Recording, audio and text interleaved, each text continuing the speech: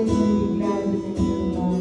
Lord, be the center of this morning, Lord God, as we gather today. Thank you, Lord God, for your faithfulness. Thank you for your grace. Thank you for your shalom, Lord God. Thank you for your provision every day, Lord God. Thank you for your faithfulness. You are here in this place, Lord God. We worship you. We set our hearts on you. We set our eyes on you, Lord God Jesus. No one and nothing else but you, Jesus, in this place, Lord God. Within every heart and every mind, Lord God. We want to lavish on your love, Lord God. Thank you, Lord. Thank you, Jesus. Amen. I come before you today. There's just one thing that I want to say. Thank you, Lord. Thank you, Lord, for all you've given to me. For all you've given to me.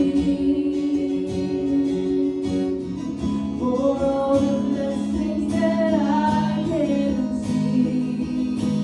Thank you, Lord. Thank you, Lord. So with a grateful heart, with a grateful heart, with a song of praise, with an outstretched arm, I'll bless your name. Thank you, Lord. I just wanna thank you, Lord. Thank you, Lord. Thank you, Lord. I just wanna thank you, Lord. Thank you, Lord. Thank you, Lord. You are a faithful God. Amen, Jesus. Thank you, Jesus. For all you've done in my life. You took my darkness and gave me your light. Thank you, Lord. Thank you, Lord. You took my sin and my shame, Jesus. You took my sickness and healed all my pain. Thank you, Lord. Thank you, Lord. With a grateful heart, with a song of praise, with an outstretched arm, I will bless your name. Thank you, Lord. I just want to thank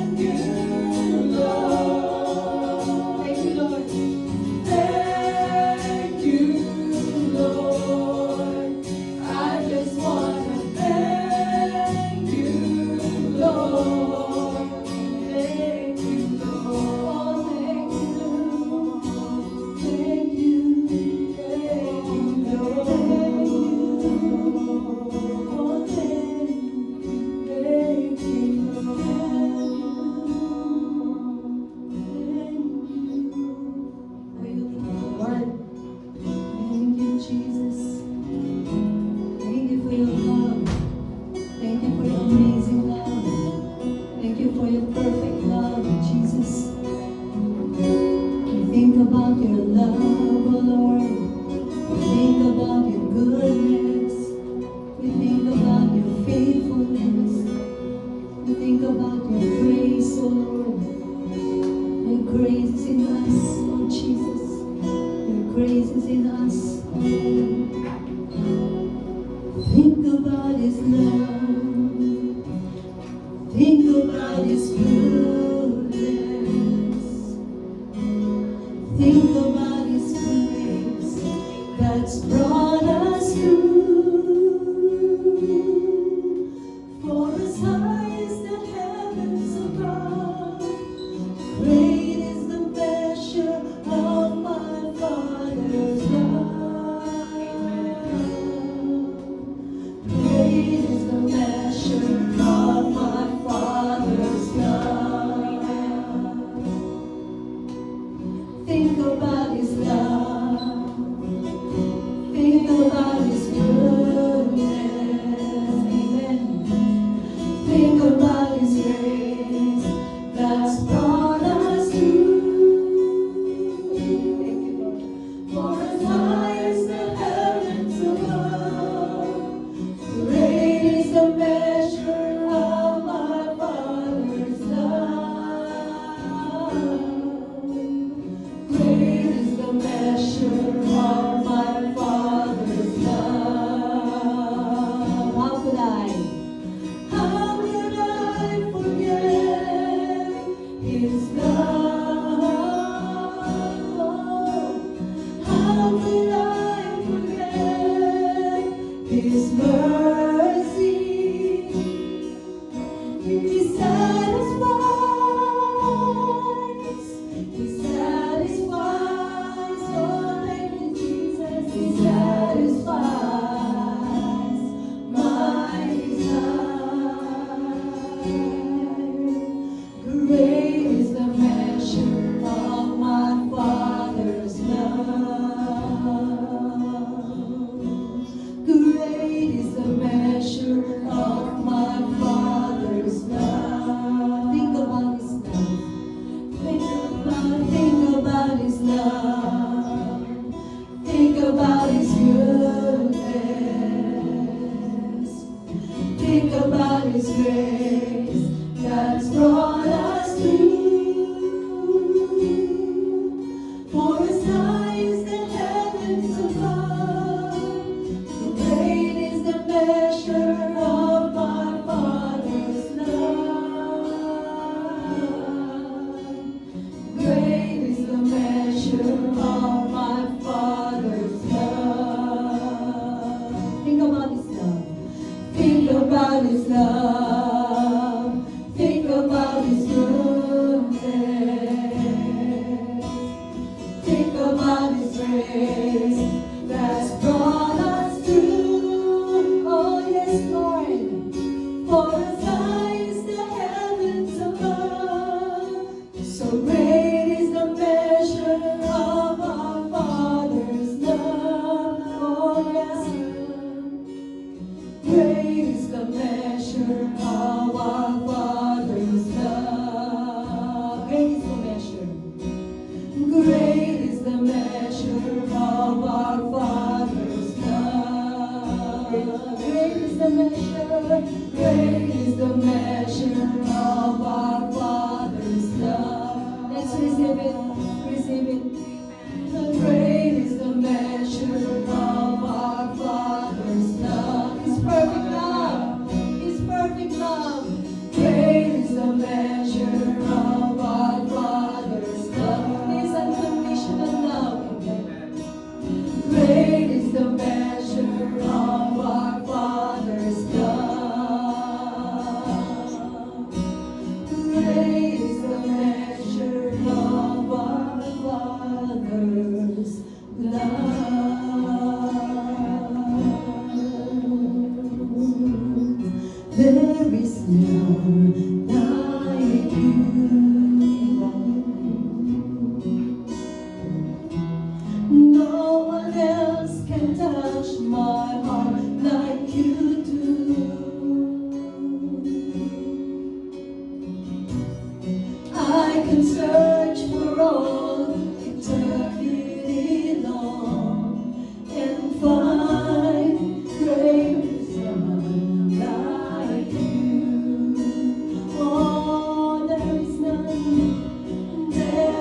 none like you. No one else can touch my heart like you do, like you do. I could search for all eternity long and find there is none like you. Your mercy flows like a river so wide. Healing comes from your hand. Suffering children are safe in your arms. There is none like you. There is none like you. No one, Jesus. No one else can touch my heart like you do.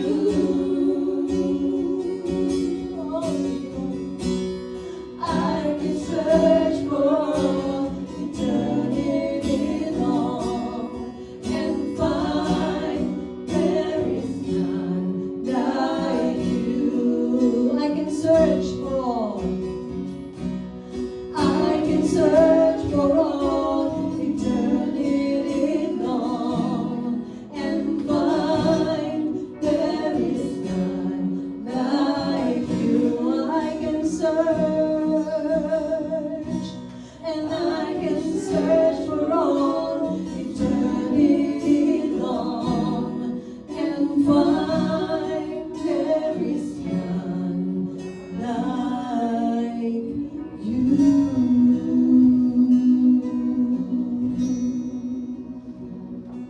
Thank you, Jesus. There is none like you. There is none like you, Jesus. There is none like you. Oh, hallelujah. Thank you, Jesus. Your love casts out fear. Your perfect love casts out fear.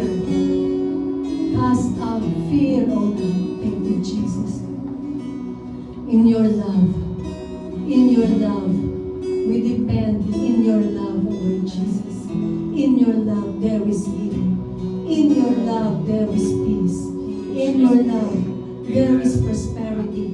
In your love, there is abundance. In your love, there is provision, oh God. In your love, there is deliverance. In your love, there is peace, oh Lord Jesus. Oh God. Thank you, Jesus. Thank you, Father. Thank you, Jesus. We depend on your love. Amen. We are alive today because of your love, O Lord. We are alive today because of your love. Thank you, Jesus. Thank you, Jesus, na dinala mo kami sa oras na ito, Panginoon. Sa lugar na ito, Panginoon. Upang tumanggap ng iyong pagpapala, ng iyong pag-ibig, ng iyong grasya, ng iyong salita. O Lord, kami, Panginoon, ay naririto. Inaalay, Panginoon, ang aming lakas, ang aming buhay, Panginoon, sa oras na ito, Panginoon. Pinagpala mo ang lahat sa amin, Panginoon. Pinagpala mo kami, Panginoon, sa oras na ito. Kami, Panginoon, ay lalabas sa lugar na ito, Panginoon, na mayroong katagumpayan sa iyo, Panginoon. Salamat. Salamat, Panginoon. Ikaw ay nagtataas. Ikaw ay natataas sa oras na ito, Panginoon. You are glorified. You are lifted up, O God, in this place. And we give you glory and honor and praise and thanksgiving in this place, in our hearts, O God. In Jesus' name. Amen and amen. Thank you, Jesus. And give God glory. Give God glory. Give God glory in Jesus' name. Amen. Amen. Hallelujah. Thank you, Lord. Amen. Guys. Thank you, Jesus. Ayan. Say, let's be seated in this place po. Hallelujah. Thank you, Lord. Ayan. So we will be partaking of the Holy Communion in a while's time. Alright?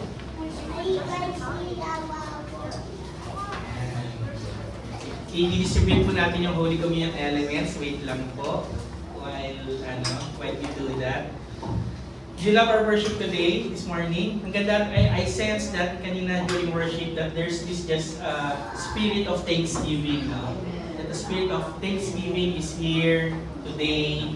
No? Na even as we come to the end of the year, no? Maybe nandito kayo the first Sunday that Pastor Rem and Sister Joyce shared, no, about the yung God's word for us this year, no, that He will do brand new things for us, no, and there we encourage you to pray, no, na whatever you want from the Lord, no, maybe something that you've never asked Him about, no, pray for something brand new, Amen. no, and we trusted the Lord that He will give it to you this year, right? And maybe some of you, no, some of those prayers haven't been answered yet.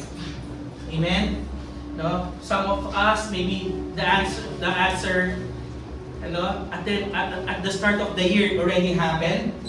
No, maybe some of us we were praying for something, no, recently and immediately it got answered. Right? Whatever the situation may be, no, it is good to give thanks to the Lord. Amen. For prayers that were answered, for prayers that weren't, no. Sabi sa Psalms 92, I'll read it here. Psalm 92 verse 1. Sabi niya, it is good to give thanks to the Lord and to sing praises to your name, O Most High. So sabi ni David, it is good to give thanks to the Lord. Walang qualification. Sabi lang niya, it is good to give thanks to the Lord. Hindi because our prayers are answered, hindi because we ask for hope and then suddenly hope came up. No, sabi niya lang dito, it is good to give thanks to the Lord and to sing praises to His name. Amen. And in verse 2, it declares, to declare what you do when you give thanks, this is the very reason why you give thanks. To declare His loving kindness, His grace, that's the word has said, to declare His grace towards us in the morning, and your faithfulness every night. Right? If you don't have any reason, no, ngayon that we are at the end of the year, wala kayong maisip na reason to thank God for, no? Kasi it is good to give thanks to the Lord, sabi ni David. Let this be our reason, no? To declare His loving kindness. So thank you, Lord, for your grace for us. Thank you, Lord, for your faithfulness for us. And ano yung grace ni Lord, no? That God demonstrated His love towards us in that while we were sinners, Christ died for us. John 3:16 says, no, it's Christmas season. Christmas is in the air. No, Christmas trees are up. No, Christmas lights are, kumukuti-kutitap, no, sa gabi. No, and it's all because of John 3:16. Jesus is the reason for the season. Amen. For God so loved the world that He gave His only beloved Son, Jesus Christ. Right? That Christmas is all about God's love for us. I love the way how you ended worship today, Sister Maribel. It's all about love. Amen. And this season, Jesus is the reason for the season. But you know what, guys? You are Jesus' reason. Amen. Why He came down. Why He died for us. And ganda ng John 3:16, for God so loved the world. It talks about the Father who loves us, that He laid down Jesus for us. Pero did you know there's another John 3:16? Okay, so let's go to 1 John 3:16. Ganda. Ganda. And nakita ko lang ito kanina. 1 John 3:16 na ang sabi yan. By this we know love, because He, Jesus, laid down His life for us. Ang ganda. 2 John 3:16. One about the Father's love for us, and the second about the Son's love for us.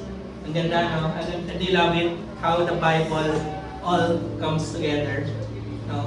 And if you look at in Romans 5:5, sabi doon, no, that hope does not disappoint because the love of God has been shed abroad in our hearts by the Holy Spirit who was given to us.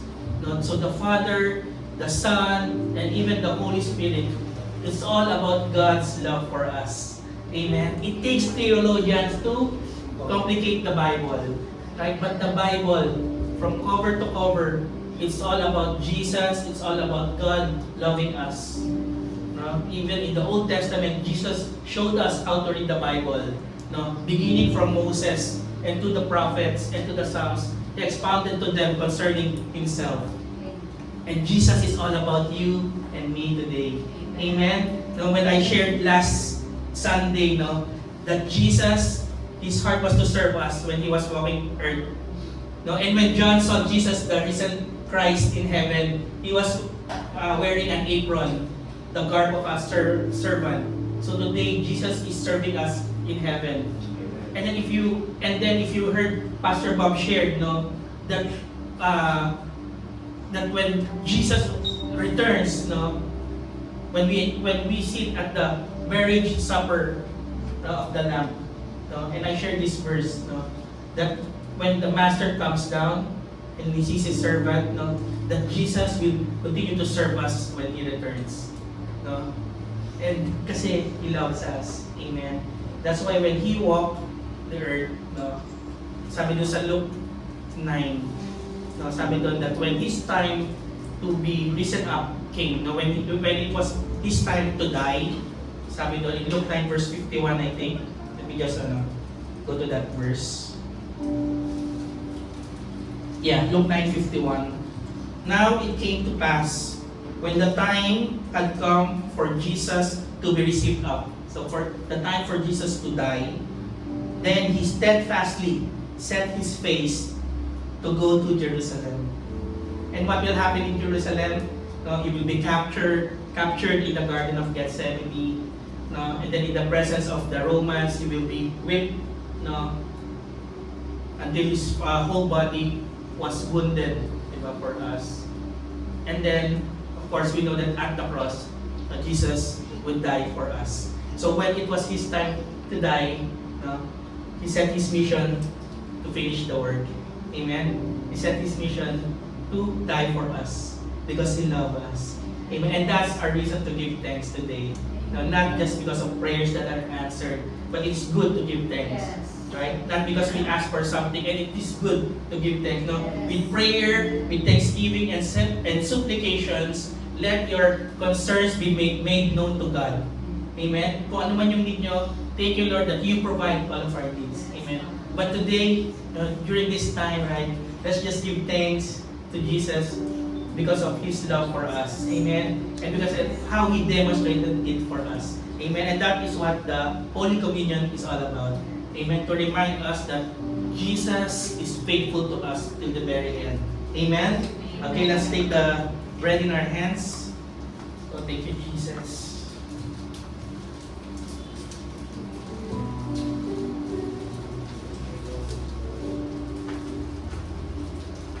Hallelujah. So these elements, they are God's emblem of love towards us.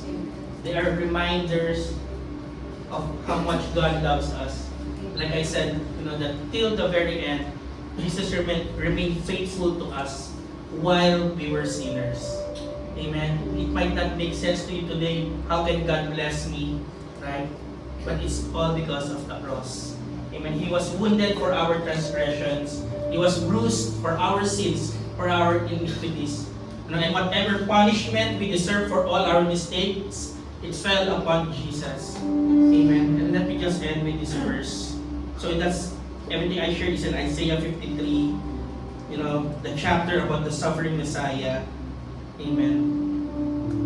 Let me just read this portion. In verse, I think, 5 or 4. All we like sheep have gone astray. We have turned every one of us to his own way, and the Lord has laid on Jesus the iniquity of us all. He was oppressed and He was afflicted, yet He opened not His mouth. Kasi the moment that He opens His mouth, sabi niya kay Peter, I can call on legions of angels and ask the Father, and they will come and save me. Right? If He opens His mouth, He doesn't have to come to go through the cross. Pero He kept it shut. No? He wanted to finish the work for us. And as a sheep before its shearers is silent, he opened not his mouth. And ang ganda nito in verse 11, no? And I'll end with this. Sabi, God shall see the labor of His soul. God the Father will see the labor of Jesus. Today, we don't have to work for anything, right? Because it is Jesus who finished the work at the cross. Amen. It's all about the labor of Jesus today. It's all about the labor of Jesus 2,000 years ago.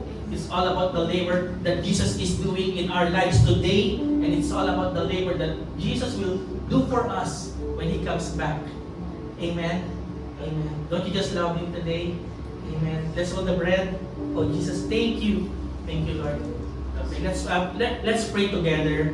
Dear Lord Jesus, thank you for your love for me.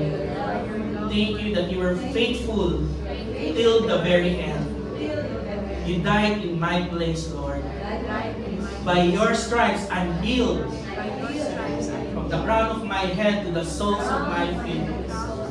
Every organ functioning well.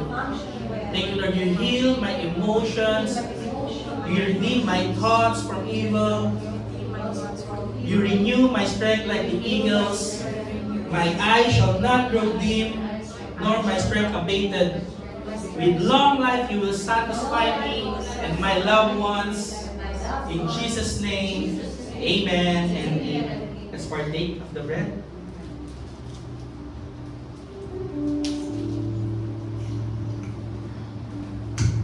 Ayaw.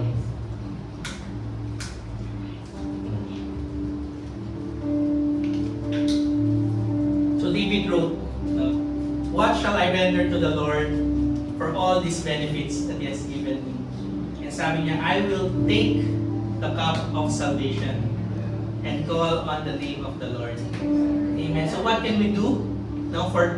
What can we do to God? No? Kasi parang akala natin, we have to do service to Him because He died for us, because He has redeemed our lives. No? Pero David says, what we can do to honor Jesus is to take the cup of salvation.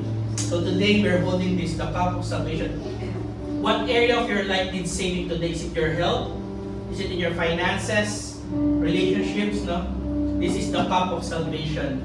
The cup that saves us today. Amen. And it reminds us of the blood of Jesus that has washed us clean. The blood of Jesus that makes us to be able to approach the throne of grace to find help in time of need. So whatever help you need today, come to the Father. Tell Him, Lord, I need this. Daddy God, I need this. And Daddy God, thank you, I receive. Thank you, Lord, I receive. In Jesus' name. Let's pray. Hallelujah. Thank you, Jesus. Thank you, Sister Rita. Thank you po.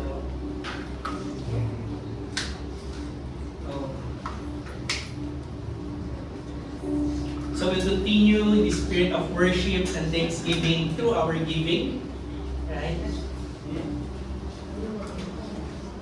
And today, it's not about the amount that you're giving. Right? It's not about, when I give, is it an offering? When I give, is it a tithe? Right? All these, they're Bible principles. Right? But at the end of it, if you don't have the revelation, right, then there's no power in what we're doing. Amen? And today, know that when you give, it should be out of a heart of worship. Amen? When you give, when it says there that God loves a cheerful giver. Dati akala ko when I was, nung nabasa ko yung verse na yun, I wasn't a Christian yet. Na parang when I give, I have to examine myself, am I cheerful enough? Right? Alam mo yun, parang you're so focused on yourself. Am I in the right spirit? Do I have the right idea when I give? No.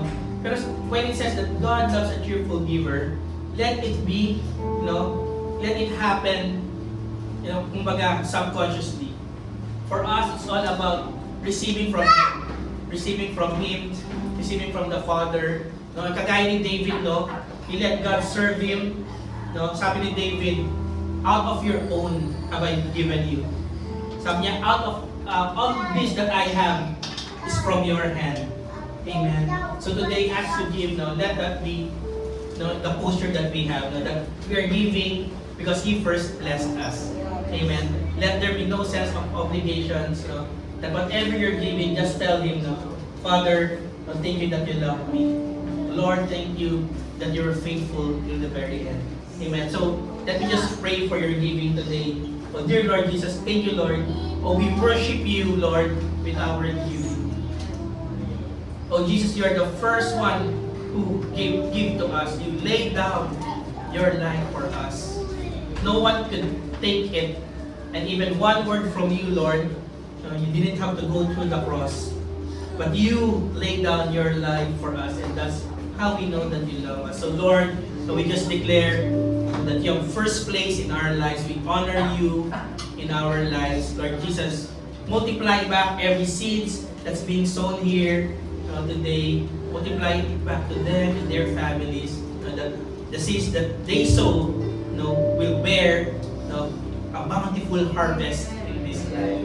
Right? That as you declare that there's time for seed time, and there will be time for harvest. Let it be so in the people's lives today, in Grace Life. In Jesus' name we pray. Amen and amen. Hallelujah. Palakpakan natin si Lord. Thank you, Jesus. Amen. Sister Joyce, do you have any announcement? Or, okay, I'll hand it over. Okay, let's get ready for the preaching of the word by Pastor Rev. Thank you, brother.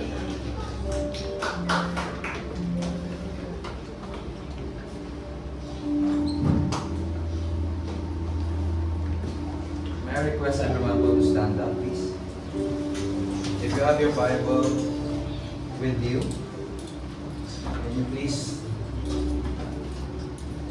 turn with me sa Galatians chapter 1.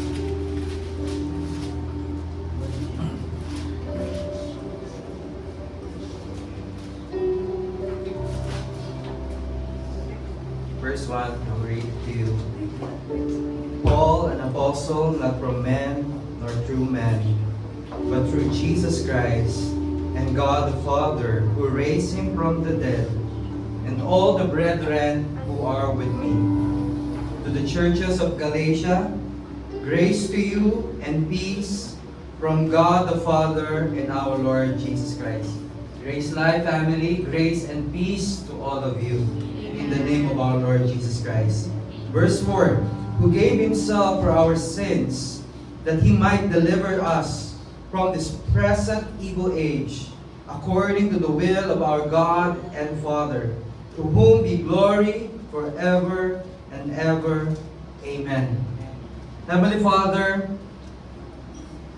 thank you so much for this time with you, O God, na meron kaming time, Lord, to learn, to study your word. Lord, I pray that our hearts are open to receive an impartation from your Holy Spirit. May your Holy Spirit open the eyes of our understanding, that we may know what is the hope of Jesus Christ's calling, what He has done for us at the cross. Lord, I pray as we study your word, O God, we will be established in your word. Amen. We will be rooted and grounded with your word. We will be established in your love, so that when circumstances may come, we will not be shaken. Amen. We will not be stumbled. Thank you, Father. Thank you, Holy Spirit, that you are in this place, touching every heart and mind today. Lord, we humble ourselves before you, O God. Your word says that you give more grace to the humble. As we approach the throne of your grace, O God, thank you that we are entitled to receive every blessing because of the blood of Jesus Christ. that has been poured out at the cross. Oh, we praise you, we bless you, we glorify you, even magnify you, O God. In Jesus' name we pray. Amen and amen. Let's give a clap offering po sa Panginoon. You may now be seated. Good morning, Grace Life Fellowship. Blessed morning to all of you. Yeah. How are you po today? Are you excited to hear God's word this morning? Amen. Did you know that one word from God can change your lives forever? One word from God can turn around po yung situation na meron ka today. Amen? Because God's word, it is His own word. Yung word po, the Bible, it is God's word. It is God's promises that we are holding on to. And the one who promised to us, o yung nangako po sa atin, ay faithful. He will never fail. He is faithful until the end. What He accomplished, what Jesus Christ accomplished at the cross, you know, it is about God's love and His faithfulness for us. So today, we will study more of Jesus Christ. Amen? We will grow more of His grace. Mag-grow po tayo sa Kanyang grace. Amen? So, yung binasa po natin, what we read just now is in Galatians chapter 1. Okay? It is a letter of Apostle Paul to the church in Galatia. You know, church, the heart o yung puso ni Apostol Pablo o the heart of Apostle Paul in this passage is the heart of a spiritual father. Okay? It's a spiritual father whose children are drifting away. Yung alam niyo po yung tatay kapag yung anak niya ay naliligaw, nalilihis ng landas, nire-remind niya yung kanyang anak. Okay? Anak, dito tayo. Anak, tumawid tayo sa tamang kalsada, tamang daan. Sa pedestrian lane tayo dumaan. Kasi ito yung right natin. Okay?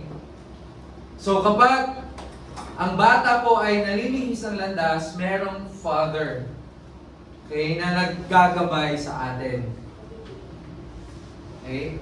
Kung wala naman yung father mo, and you already went to the Lord, you know, you have your mother. You have your loved ones, you have your aunties, your titos to guide you. Okay? So same like Apostle Paul, okay, in this passage, yung heart niya, okay, the heart of Apostle Paul is a spiritual father whose children are drifting away, not just from teaching, but from a person, from Jesus Christ Himself.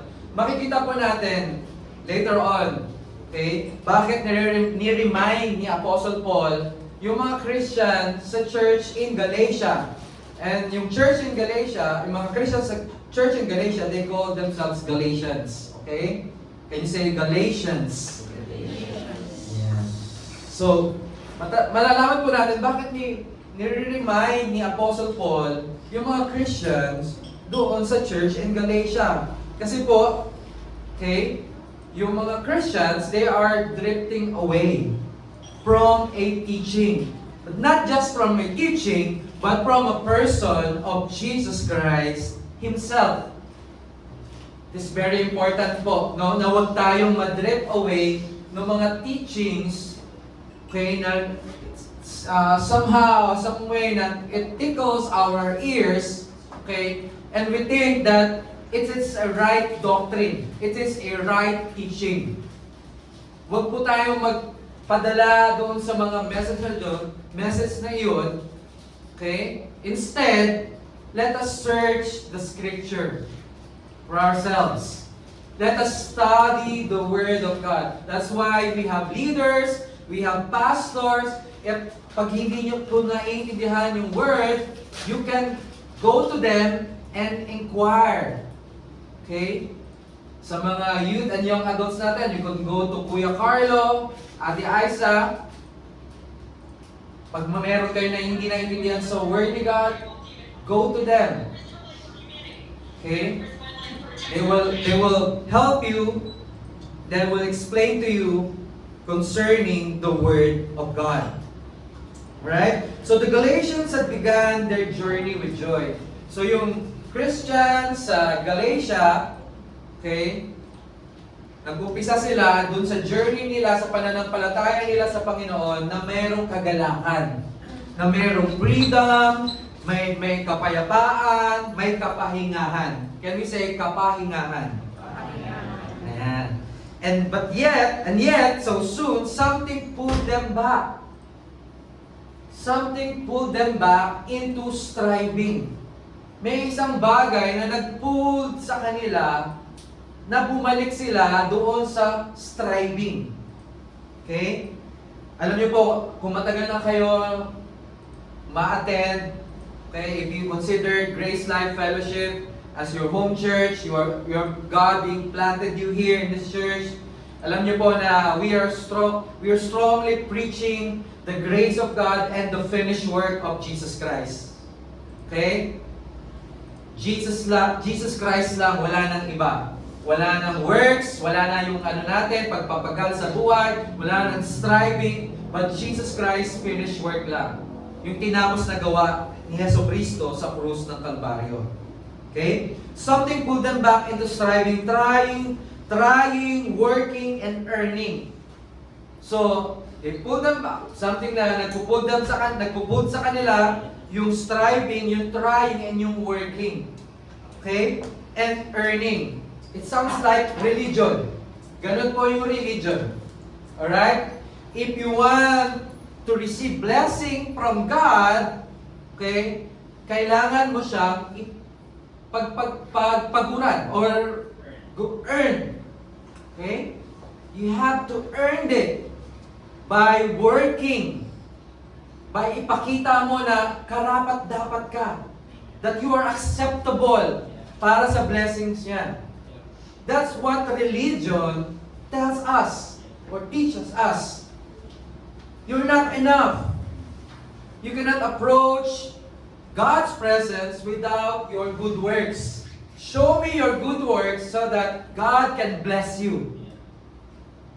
That is religion po. And sa kabila naman po, okay, which is yung biyaya ng Panginoon, the grace of God, the finished work of Jesus Christ, it is Jesus Christ who works. When He died on the cross, nung siya po ay namatay sa krus ng Kalbaryo, sinigaw niya ang katagang ito, "It is finished." Na kung saan ang kasalanan ng sanlibutan ay napagbayaran na ng kanyang sariling dugo. Nahugasan na ng kanyang banal na dugo. Yung sa ginawa niya na po iyon, hindi po ibig sabihin na lahat po na nandirito sa sanlibutan ay ligtas na. Because if you remember what is written, what it says in John chapter 3 verse 16, okay, for God so loved the world that He gave His only begotten Son, that whoever believes in Him will not perish, but they will have eternal life. So the key here is believe. You must believe. You must receive the gift of salvation, yung kaligtasan. Alright? So yung ginawa ni Jesus is for all humanity. But it doesn't mean that everyone in this world is already saved. You must receive, you must believe the gift of salvation that Jesus Christ has offered to us at His cross. Amen? So something pulled them back into striving and trying, working. Now that work is already been done, if you are in Christ, if you receive Christ in your life as your Lord and Savior, okay, you are entitled to all God's blessing. Amen? Can we declare, I am entitled to all God's blessing because of Jesus Christ. Entitled ka. Amen. Friends, family, you are entitled to all of His blessing. In fact, you can approach the throne of His grace without earning it, but just simply receiving everything that Jesus Christ has done for you at the cross. Yung Christian in Galatia po, they had stepped into grace, but were tempted to cross back into performance. Nag-step na sila sa grace eh. Okay? Na-introduce na sa kanila yung grace. Ni-receive na nila yung grace ng Panginoon. But, they were tempted to cross back into performance. Thinking that what Jesus Christ has done, yung ginawa ni Jesus Christ sa cross, is not enough. Kailangan ko pang tulungan si Jesus. Have you ever felt that way? Na parang feeling mo, parang hindi pa tapos yung ginawa, parang kulang, parang kailangan mong tulungan si Jesus. Again, let me encourage, or let me remind you, you are not the Savior, but Jesus Christ is the Savior. You cannot save yourself from doing good works. I'm not saying na mali na yung gumawa ka ng kabutihan sa kapwa mo. Okay? Pero kung yun na yung perspective mo about God's salvation, okay, nagkakamali ka. If it's your perspective to receive God's blessing, okay, nagkakamali ka, friend. Okay? Dahil wala kang parte doon sa blessings ni God. Tayo yung laging yung nangangailangan ng blessings niya. We don't work for God's blessing. We just simply receive His blessing. Receive His healing, His restoration, His salvation, His deliverance. Amen? Simply receive. May mahirap po ba sa pagtanggap? Especially, Pasko pa naman. Namamas ko po. Walang mahirap sa pagtanggap. Alright? Meron po ba kayo nakita na may nakikita tayo nun. Pag nagbigay tayo ng bigay tayo piso, minsan hinahagis pa yung piso ko. Hindi grateful. But tayo, as Christian po, even if it's small or big po na natanggap natin gift, we are grateful. Amen? We are grateful kay God and thankful tayo sa mga loved ones natin na nakakaalala sa atin. Yung thoughtfulness nila, kaya na napaalala tayo. Right? So Apostle Paul writes with urgency because the gospel is not a simple set of doctrines. Okay, let me explain to you about the gospel. Okay, in Romans chapter 1, Apostle Paul said that, "For I am not ashamed of the gospel of Jesus Christ, for it is the power of God unto salvation." So the gospel of Jesus Christ, it is the power. Yan. For I am not ashamed of the gospel of Christ, for it is the power of God to salvation for everyone who believes, for Jew first and also for the Greek. Okay? So yung gospel ni Jesus Christ, ito yung kapangyarihan, okay? Ano siya ito? The gospel of Christ, for it is the power of God to salvation. What is salvation? In Tagalog, kaligtasan. So what is the gospel of Jesus Christ? Gospel in Greek is euangelion. Okay? At ang ibig sabihin ng euangelion, or alam niyo ba yung word evangelion? Hindi niyo na naabutan yun. Anime yun. So, euangelion, okay, it means, ang ibig sabihin ay good news. Good news. Can we say, good news? Good news. Kaninong good news po ito? Good news about Jesus Christ Himself. Itong magandang balita, mabuting balita patungkol kay Jesus Christ. Okay? Yung gospel ni Jesus Christ is simply what Jesus Christ has done for you and for me at His cross. That's the gospel. And we can simply say that the gospel is all about God's love. Okay? The gospel of Jesus Christ is all about God's love. God's love, because God doesn't want us, ayaw ng Diyos na tayo po ay lumubog, masadlak doon sa alipin ng kasalanan. That is why He gave His only Son, Jesus Christ. Okay? Hindi niya tayo, praise God, hindi niya tayo binigyan ng set of rules. Hindi niya tayo binigyan ng religion na magiging gabay natin, but instead, He gave His only begotten Son, Jesus Christ. Very personal po ang Panginoon. If you think na malayo ang Diyos, no. He came as a man. Jesus Christ came as a man so that He can know yung bawat circumstances na pinagdaraanan mo sa buhay. He came as a man, but yet He was not tempted by sin. He is holy and He is righteous. Hindi po siya nagdwell sa sin in order to fulfill what God has intended for Him to do.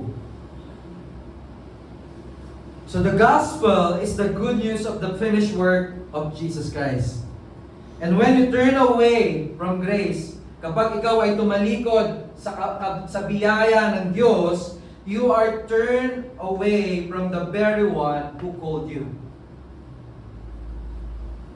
Each one of you here in this place has a calling from God. God had called you. You have a purpose. May purpose ang bawat isa sa atin. Hindi tayo umusbong lang dito sa mundong ito na ganun lang. But each one of us right now, here in this room, has a purpose and has a calling from God. You are called to be set apart from the world to God Himself. Set apart means being sanctified. Sanctified by His own blood, by the blood of Jesus Christ. You are called to have a purpose in life. You have purpose in God has a plan for your life. And His plans for your life is to give you life, to prosper you, to bless you, to heal you, to deliver you, to save you. Amen. That is His purpose.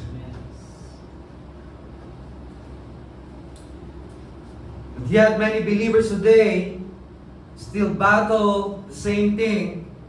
Grace, but grace pulls us forward. Okay? Pero yung religion tries to pull us back. You know, grace is not God making demands from you. Yung biyaya po, o yung grace ng Panginoon, okay, is not making demands from you. But grace is God supplying everything you need through Jesus Christ. That's the grace of God. Supplying everything. Supplying everything you need through Jesus Christ. Ano po ang pangangailangan nyo? Hindi ko po mabibigay yun. But Jesus Christ can. God can through His Son, Jesus Christ. Is it healing? It is a done deal. Because Jesus Christ has already paid for it at the cross. By His stripes, you are healed. It is breakthrough. Is it a breakthrough from your job, from your business? You know, the first person who made a breakthrough is Jesus Christ. When He conquered the grave for you and me. Is it deliverance? Is it salvation?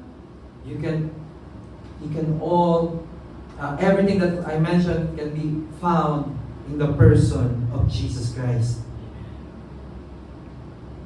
And when you understand that, you can boldly say with your heart, there is no turning back. Can we declare, there is no turning back? Parang hindi pa nag-breakfast. There is no turning back. Yeah. That is why the title of God's message today is No Turning Back. No turning back. Amen? Nakita niyo po itong ano po? Bond paper. What they call it? Coupon band. Coupon band. Hindi, bond paper talaga. Bond paper. Okay? So, bond paper. Coupon band. Coupon band. Okay. Sana may na sa handwriting ko, ha.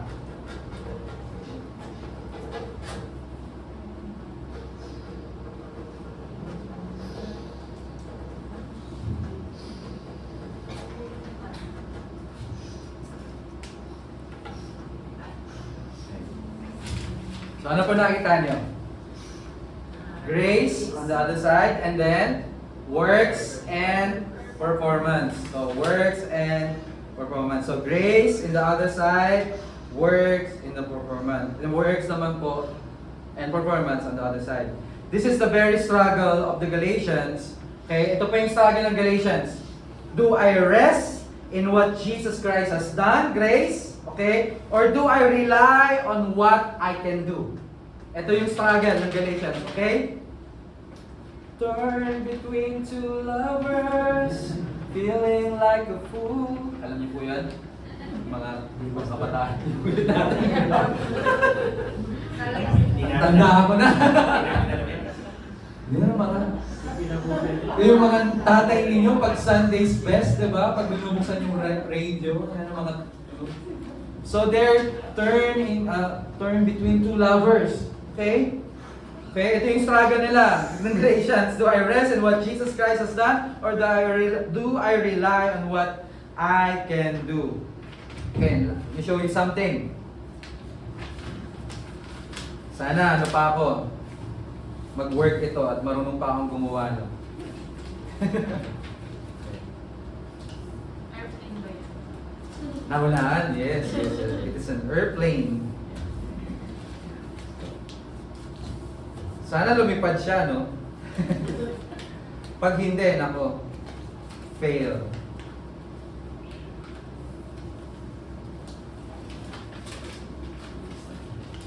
So today, meron kayong lesson about origami. Yan. Holding of paper. So as we trust in Jesus, ayan, sana lumipad siya. He shapes our story. So as we trust, because as we continue to trust o pagkatiwalaan sa Jesus Christ, hinuhulman niya yung storya ng buhay natin. He folds our lives with purpose. Pinufold niya yung buhay natin with a purpose. He doesn't leave us flat. He lifts us up by His grace. Yan. So this is what grace does. It makes you soar. Oh, hindi ko kunin ko. Hindi nakita dun sa kabila. Oh, makes you soar. Woo! Okay. So this is what grace does. Okay? It makes you soar. Okay, can you please throw the airplane, throw it back? Yeah, alright. Ayan. Ayan. Have a seat please. Yan. Yan. So, gusto ng Panginoon, desire ng Diyos, na mag-soar tayo sa buhay. Okay? Soar. Okay? But when some believers try to go back to performance, okay? So yung mga believers, okay, some believers, not all, they are trying to go back to performance, to guilt, to earning God's acceptance. They try to unfold what God has already shaped. Okay? They unfold. Ina-unfold nila kung ano yung inulma na ng Diyos. They trying to unfold what God has already shaped. Okay? So, in-unfold nila. So, tingnan nyo po. Clean sheet pa ba siya? Hindi na po, diba? Wrinkled na siya. And it is impossible to return to a clean paper. Okay? Once grace has taken flight in your life, you cannot go back to the old system without losing the joy and freedom God intended. Okay?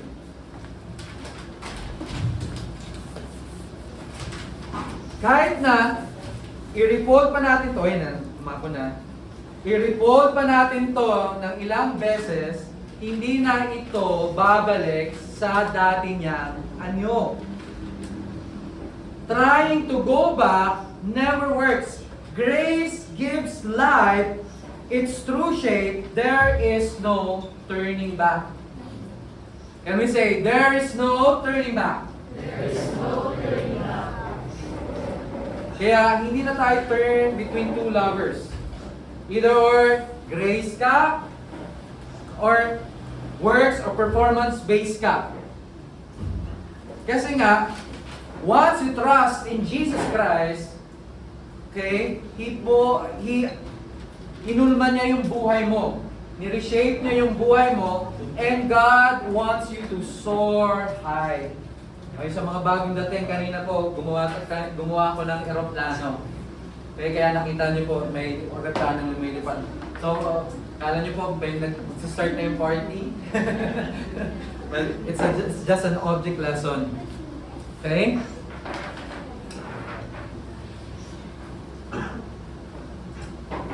So, there is no turning back. Okay?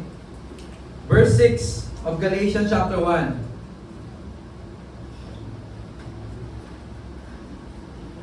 Ang sinabi po dito, I marvel that you are turning away so soon from Him who called you in the grace of Christ to a different gospel. Kanina po, naalala nyo po, kanina, okay, nalaman nyo what is the gospel. It's simply the good news about Jesus Christ. And here, Apostle Paul, reminding the Christian po in Galatia that they are turning away so soon from Him who called you in the grace of Christ to a different gospel. So they turn into a different gospel. Ano kaya itong different gospel na sinasabi ni Apostle Paul? You know what? Friends, family, the Christian life, kaya yung buhay ng isang Kristiyano, ito po ay nagsisimula sa biyaya ng Diyos. The Christian life begins with God's grace. God initiated the relationship. Si God yung unang nag-initiate. Not that we found God or find God, okay? But God found us. Yun sa time na wala tayong power, okay, to save ourselves, but it is God to reach forth His hand to save us through His Son, Jesus Christ. So God initiated the relationship. Siya yung unang nag-initiate. That's why God gave. He first gave His only begotten Son, Jesus Christ. We were not called by merit, but we are called only by His grace. Sabi ni Apostle Paul, you are turning away so soon from Him who called you in the grace of Christ. Again, let me explain to you. Grace, yung grace po sa Tagalog, ito ay biyayang ganap. Okay? Biyaya ng Diyos. Hindi natin ito pinaghirapan. Ito po ay binigay ng Diyos sa atin, yung biyaya binigay ng Diyos sa pamamagitan ng Kanyang anak na si Jesucristo. Grace, hindi siya doktrina. It is the heartbeat of the gospel ni Jesus Christ. And to drift from grace is to drift from intimacy, joy, and rest. If you drift away from the grace, if you pull yourself away from the grace of God, okay, it is simply drifting away from intimacy, from God's intimacy. Relationship, joy, and rest. Parang, sa madaling salita, parang hindi mo na kailangan si God. Kasi kaya mo na. Okay? Kaya ko na to. May pananindigan na ako sa buhay. Alam ko na yung responsibilidad ko. Hindi ko na kailangan si God. At pag nangyari yon, sinasabi mo na, hindi ko na kailangan si God. I can save myself. Again, let me repeat. You cannot save yourself. Hindi mo kayang iligtas ang iyong sarili. Gaano man kadami yung kaibigan mo, gaano man karami ang pera mo sa bangko, o gaano man karami yung property mo, o ikaw man ang pinakamayaman sa mundong ito. Again, but then, you cannot save yourself. Hindi kayang iligtas ng karangyaan, kayamanan, ng pera, ang kaligtasan na tanging nang bumula lamang sa Diyos sa pamamagitan ng Kanyang anak na si Jesucristo. Grace is God doing for us what we could never do. Salvation, kaligtasan, righteousness, katuwiran, acceptance, okay? All by Christ alone.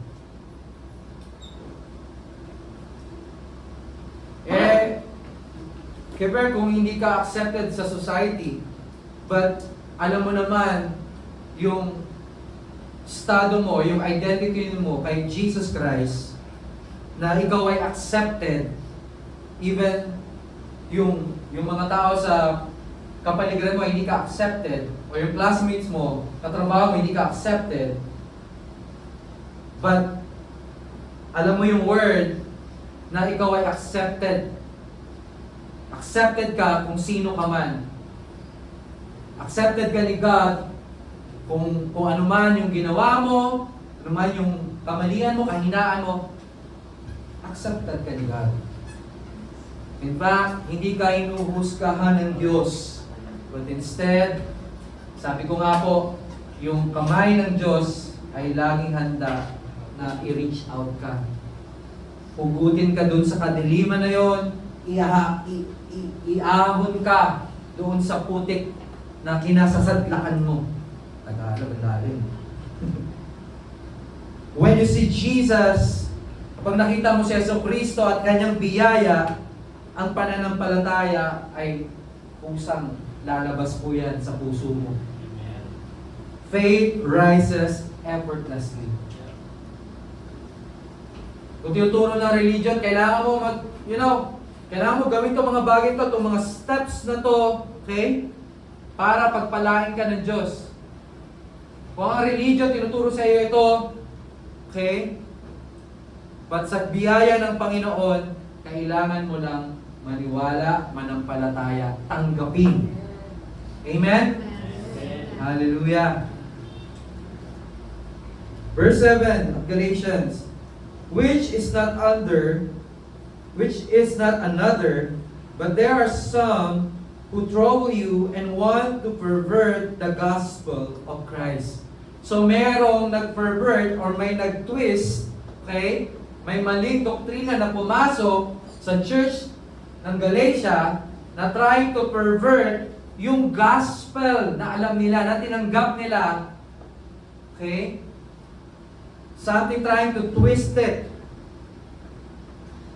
And what is that? Let's continue. But even if we, verse 8, or an angel from heaven preach any other gospel to you than what we have preached to you, let him be accursed.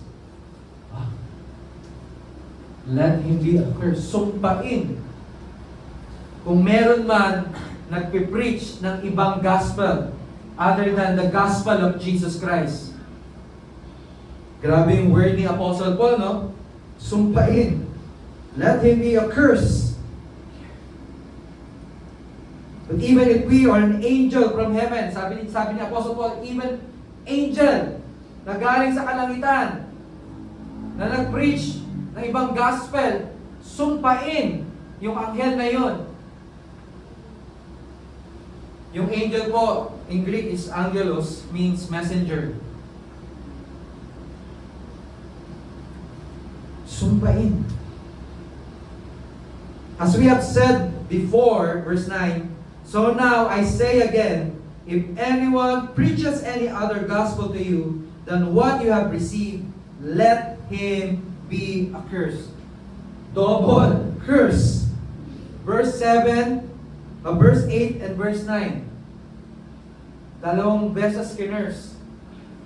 Yung nagpipreach ng other gospel, yung perverted gospel. Different gospel, which is another. Ano po itong different gospel na ito? Ito yung different gospel na ito is that, okay, grace, may grace ang Panginoon, may biyaya, okay? Yung biyaya ng Diyos, okay? Tinanggap natin yon. Hindi natin, we don't earn it by our own good works, but simply we receive it through Jesus Christ. Nung namatay siya sa krus ng Kalbaryo. And on the other hand, is performance, works. Yan, nabasa na. Works, hindi ko na makita. Works, performance. Trying to earn God's blessing. Alam ko, familiar kayo kapag mahal na araw, sinasaktan yung sarili, nagugupit. Bakit? Para mabawasan ang kasalanan. Alright? Panata sa Diyos. Pero hindi yun ang sinasabi ng salita ng Diyos. Dahil the Bible says that Jesus Christ carried all the sins of humanity. He carried all our sins on His back.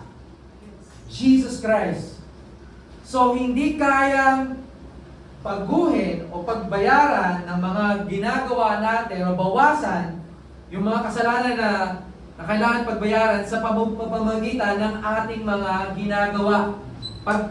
Pagsasakripisyo. Alright? Hindi ito, baka kulang pa yung ginawa ni Jesus Christ. Kulang pa ba yung ginawa ni Jesus Christ sa krus ng Kalbaryo? Is it not enough? More than enough. It is more than enough. Kaya si Jesus Christ lang sapat na. Amen? Amen. Sapat na. Hindi na kailangan ng yung striving just to earn God's blessing. The Galatians didn't reject Christ, they added to Him. Hindi nila nireject si Jesus Christ, tinanggap na nila maluwag eh. Okay? Doon nga sila nag-start eh, doon sila nagsimula. They began to receive the grace of God through Jesus Christ. But, may pumasok na ibang gospel. They added to Him. And the most dangerous counterfeit is the mixed one. Minix nila yung grace ng Panginoon, then minix nila with their own self-effort. Works, religion. Okay? Torn between two lovers sila. Feeling like a fool. Loving both of them. Ano yun? Nakalimutan ko na. Lyrics. So, kapag na-receive mo na yung biyaya ng Diyos, there is no turning back. Amen? Sabihin mo sa katabi mo, there is no turning back.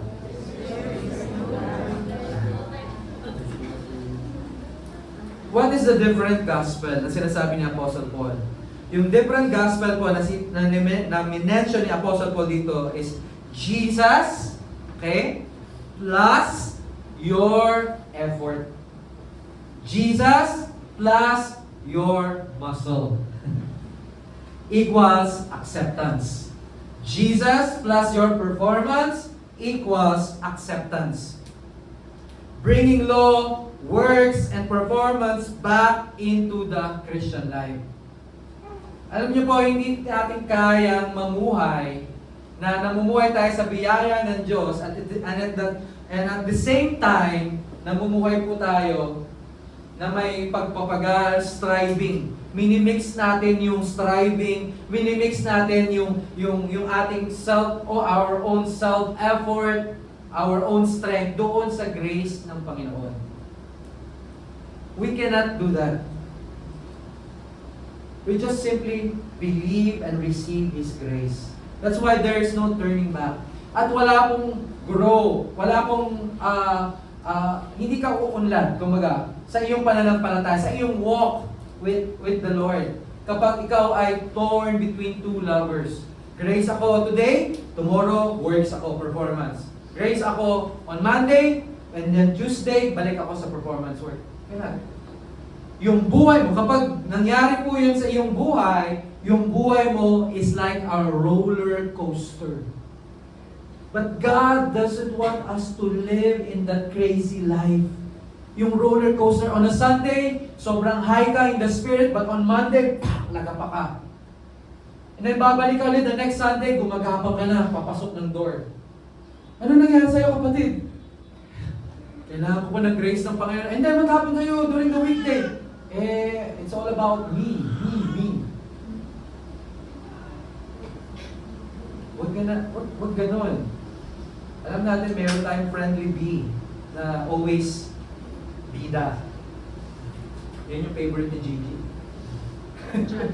Jollibee. Nakawabag. It's not about you, church. It's not about your performance. It is about what Jesus Christ has done for you at His cross. Amen? Ayaw natin mabuhay ng, well, gusto natin mag-ride sa roller coaster. Would you agree with me? Sino gusto mong mag-ride sa roller coaster? Sino hindi afraid sa heights? Yan.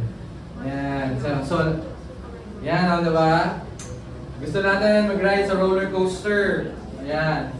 Pero, ayaw natin na magkaroon ng roller coaster na buhay. Gusto natin ay lagi tayong high in the spirit. That's why, just like itong object lesson na ginawa ko po, God wants us to soar high. Nais ng Panginoon tayo ay mag-soar. Lumipad.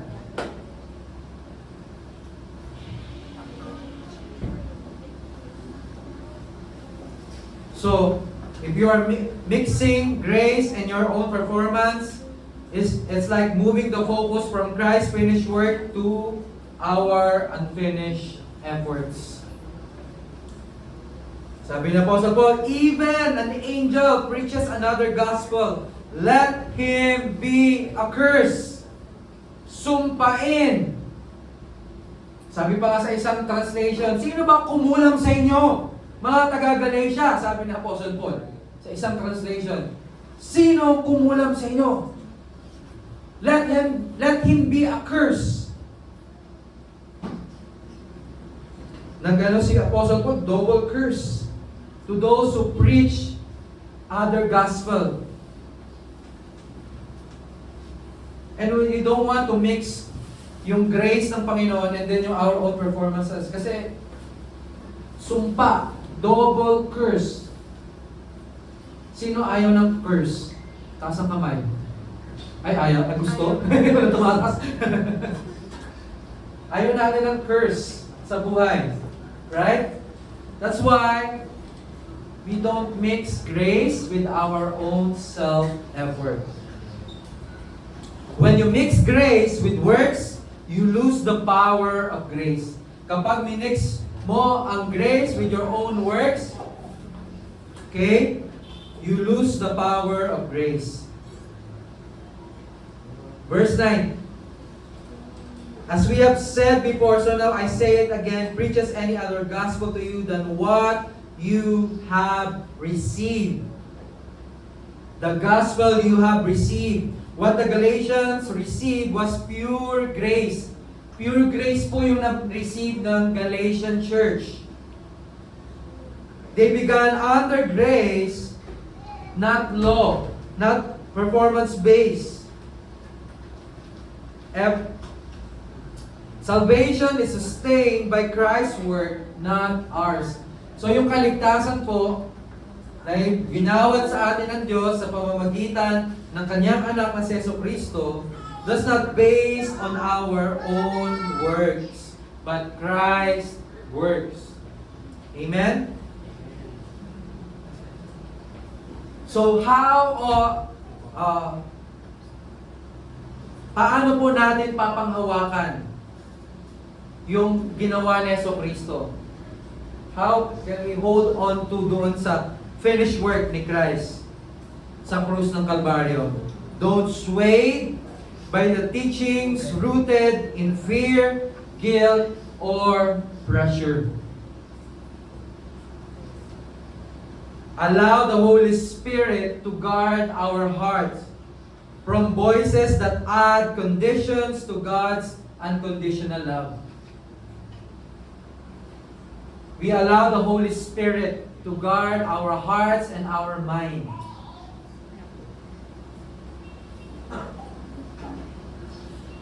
We guard our ears also sa mga napapakinggan natin, napapanood natin. The gospel of Jesus Christ is nothing more, nothing less, and nothing else.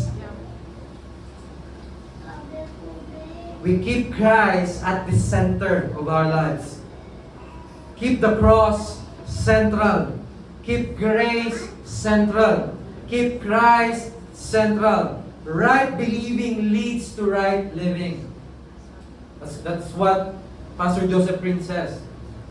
Right believing leads to right living.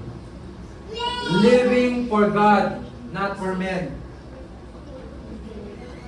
At yung biyaya ng Panginoon frees us from the pressure to perform for people. You are not called to meet everyone's expectation. You were not called para i-meet ang ekspektasyon ng mga tao sa paligid mo. Grace, yung biyaya ng Panginoon, frees you from people pleasing. You can agree with me na you cannot please everyone. You cannot please everybody. Right? Hindi mo kayang i-please ang lahat ng tao. But understand this. God is already pleased with you. Si Lord, may pleasing personality ka. Kay Lord, you are accepted in the beloved.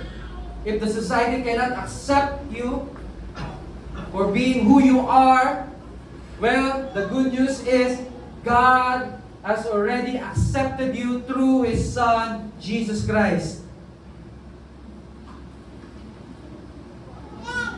So our life today, yung buhay mo natin is rooted in His grace, sa biyaya ng Panginoon, at rooted siya doon sa identity natin. Alam niyo po, napaka-important. This is very important to know, especially for our young people.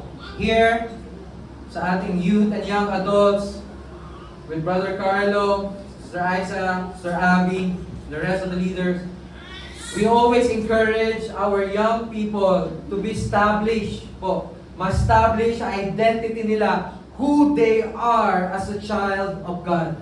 It is very important. Napaka-importante po yan nowadays sa society natin. Kasi when you go to social media, okay, many young people right now, they will go to social media and they are, they want to find their identity doon sa dami ng likes, sa followers, sa dami ng mag-share, sa mag-views ng mga reels nila. That's where they find their identity. But you know what? Those things that I mentioned is subject to change. Temporary. What if kung wala ka ng followers? What if wala na masyado nagla-likes, nag-share ng reels mo? Wala na nanonood? Ano mangyayari? Are you going to be sad? Magmumukpok ka sa isang santabi? Magpipiti party ka dahil wala ka ng friends? Wala nang likes, wala na. Dahil wala na share, wala nang likes, hindi ka na makaka-earn sa Meta.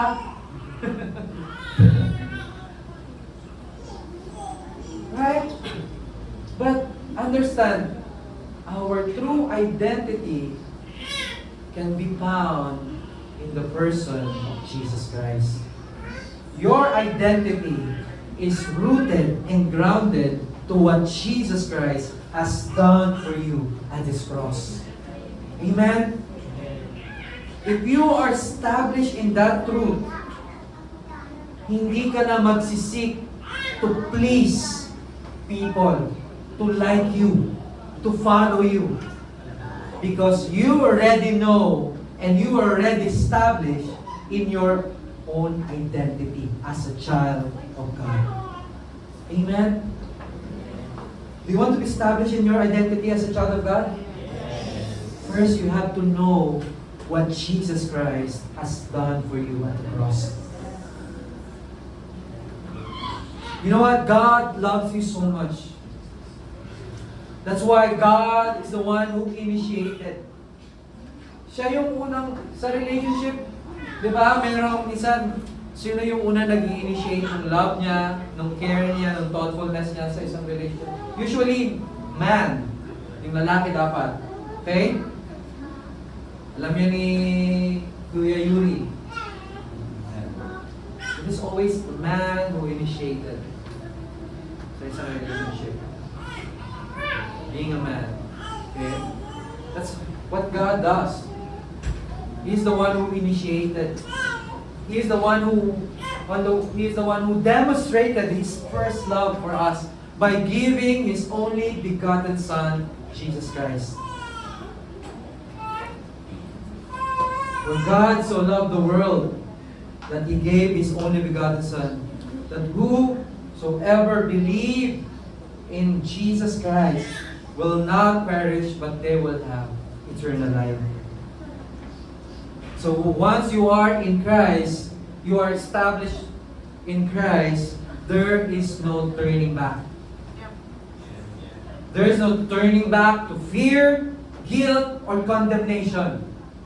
Once you know your identity as a child of God, and you are established within it, there is no turning back to fear, guilt, shame, or condemnation. No turning back to law, works, and self-effort. No turning back to earning what Jesus had already finished. There's no turning back. May I request everyone to stand up, please? You were called into the grace of Christ. Each one of you here in this room right now, you are called by God. You have a purpose in life. Maybe, you're asking, kami nagtatanong, yung purpose ko ba is maging successful sa buhay? Para that I may able to provide for my own family? If you are a breadwinner sa family, ang purpose ko ba sa buhay is maging successful para that I may able to provide for my family, for my siblings, para mapag-aral sila?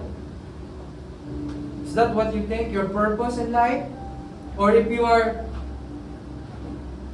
studying right now, yung purpose mo ba is magiling na mag-aaral, estudyante, para hindi masayang yung pinapaaral sa iyo ng magulang mo, para makakuha ka ng magandang grado sa school, para makahanap ka pag maganda yung grades mo, makakahanap ka ng magandang school at makakahanap ka ng magandang trabaho in the future. Is that what you think your purpose in life? Or if you are a housewife, okay, inisip mo yung purpose mo is that laging alalahanin na yung pamilya mo, alagaan sila, mag-pray sila, okay, maghanda lagi ng foods para sa kanila, i-remind sa kanila. Or if you're a businessman, you think that yung purpose mo is that, to magpasok ng mga sales, clients, so that yung business hindi siya mag-fail, so that para maging testimony siya ng grace ng Panginoon sa buhay mo. You're striving to keep the company stable. Kasi you think that it is your purpose. You think that it is in your hand. Kung hindi ka kikilos, ay walang papatunguhan tong business na ito, tong buhay na to. You think ba na nakasalalay sa'yo kung hindi ka kikilos, wala mangyayari ito. Walang mangyayari sa business, walang mangyayari sa buhay ko. Let me encourage you, friends, family. It is not about your own self-effort. There's no turning back. When you already taste the grace of God, kung natikman mo na, na-receive mo na, tanggap mo na yung grace ng Panginoon, there's no turning back to self-performance. Just simply surrender everything to God. Trust in Him. Dumepende ka sa Panginoon. Dumepende ka sa biyaya ng Diyos. Not on your own knowledge or understanding, but only by the grace of God. You know what? God gave you the power to get wealth. It is not you has the power. It is not your own works, self-performance for you to be able to get wealth for your own selves. But it is God who gives you the power to get wealth.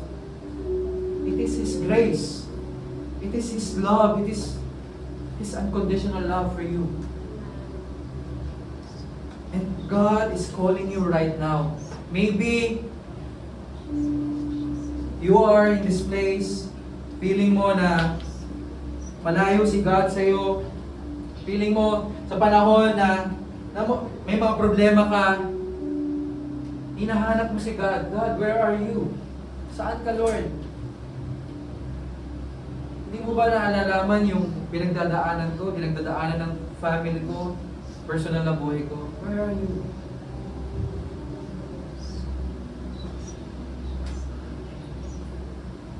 But have you ever asked God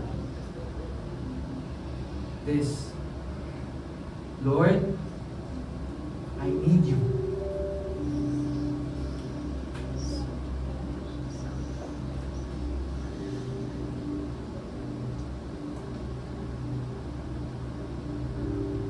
Because without you, Lord, hindi mo na alam kung saan ka patutungo. Let God guide you. Let His grace empower you. Let His love comfort you. No matter situation, ano man yung situation na na-experience mo right now, God's promises to you is that He will never, never, ever leave you nor forsake you. He loves you so much. If you are in this place right now, and if you have never received Jesus Christ in your life as your Lord and Savior, at sinasabi mo right now, Lord, ayoko na. Ayoko na sa problema na to. Save me. Help me. I need you in my life. The Bible says that to those who called upon the name of the Lord shall be saved. God wants to save you, my friend. He wants to save you. He wants to lavish His love for you. To you. If you are that person right now, can we bow our heads and close our eyes? You are that person, you have never received Jesus Christ sa buhay mo, at nangangailangan ka ng kaligtasan sa lahat ng sitwasyon na pinagdadaanan mo right now. Your own works cannot save you. Your own knowledge, wisdom cannot save you. But only Jesus Christ can save you. He loves you so much. For God so loved the world that He gave His only begotten Son, that whoever believes in Him, in Jesus Christ, will never ever perish. If you are that person right now who in need of a Savior, I want to pray for you. Just a simple prayer. The Bible declared that if you believe in your heart and confess with your mouth that Jesus Christ is the Son of God, and God raised Him from the dead, you will be saved. So today we will call upon the name of the Lord right now. All of us, let us declare this word. God, repeat this prayer with me. Dear God, I believe in your Son, Jesus Christ, that He died on the cross for my sin. He offered His own life for me. And right now, I open my heart to Him. I receive Jesus Christ as my Lord and my Savior. From now on, I am a new creation. Righteousness in Christ Jesus. I belong to you, and you belong to me. Heaven is my home. I have eternal life. I have a hope in Christ. In Jesus' name. Amen and amen. Let's give a clap offering our God. We pray that prayer. The Bible says that as many who receive Christ in their life, God gave them the power to be called children of God. So welcome. If you pray the prayer in your heart, okay, confess it in your mouth, well, eternal life belongs to you. Welcome to the family of God. You are now, heaven belongs to you. Your citizenship is in heaven. And let me encourage you, if there's malapit na Christian church, Full Gospel Christian Church sa lugar ninyo, I want to encourage you to go there so that you can grow more, to know more about Jesus Christ, who He is and what He has done at the cross for you. It's important, lagi ko po sinasabi ito na to be established, ma-establish sa iyong identity. God loves you so much. You know what? Right now, God is embracing you. His shalom, His peace is present right now to comfort you. Whatever you are going through right now, it has an end. God put an end to it. Because He loves you. He cares for you. You are His beloved child. Always remind yourself that you are God's beloved. You are accepted in the beloved. I don't care if nobody loves me. What I care is God loves me so much. Amen? He loves you so much. You don't find love to other places. Okay? You cannot find love sa mga partners or even in a relationship. God wants you to establish doon sa relationship niya for you. God wants you to establish in His love for you first. Because the reason why we love, because He first loved us. Amen? Let us lift up our hands all over this place. Because you are in Christ Jesus, okay? The Lord bless you with every spiritual blessing. The Lord keep you, make His shine upon you, give you His peace and loving kindness. You are protected, you are covered by the blood of Jesus Christ, you are healed and you are whole, completely whole by the stripes of Jesus Christ. Receive it right now. Receive His peace right now. Receive His comfort, His love right now. His embrace. Hallelujah. God's grace and mercy shall overtake you all the days of your life. Blessed coming in and blessed going out. You are the head and not the tail. You are blessed and cannot be cursed because you are God's beloved child. Go in peace. Shalom, shalom. Nothing is missing, nothing is broken. In Jesus' mighty name we pray. Amen and amen. Hallelujah. Come on, let's get more. Hallelujah. Grace Time family, let me encourage you.